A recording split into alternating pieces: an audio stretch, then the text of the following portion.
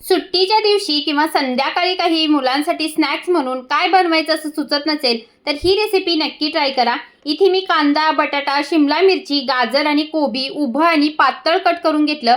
आता हे एका बाउलमध्ये काढून घेतलं। याच्यामध्ये हळद घातली, लसूण आणि हिरवी मिरचीचा ठेचा, जिरं घातलं, जिरा पावडर आणि बेसन आपल्याला थोडं थोडं करून घालायचं। थोडंसं तांदळाचं पीठ देखील घातलं, चवीपुरतं मीठ घातलं। बेसन आणि तांदळाचं पीठ फक्त भाज्या बाइंड करून घेण्यासाठीच आपल्याला घालायचं। जास्त जर घातला तर हे भज्यासारखं किंवा जसं आपण बेसन पोळी भाजतो त्याप्रमाणे लागेल, म्हणून आपल्याला बेसन कमी यूज करायचं। आणि आता तव्यावरती आपल्याला तेल घालायचं आणि हे व्हेज पॅनकेक आपल्याला आलटी पलटी करून खरपूस असे भाजून घ्यायचे। मुलांना जे सॉस आवडतं त्याच्याबरोबर हे तुम्ही व्हेज पॅनकेक त्यांना खायला देऊ शकता। खूप टेस्टी होतात, गरमागरम तर अगदी छान लागतात। तर कधी वेगळं काहीतरी म्हणून हा नाश्ता नक्की ट्राय करा आणि लाईक, शेअर, सबस्क्राईब करायला विसरू नका।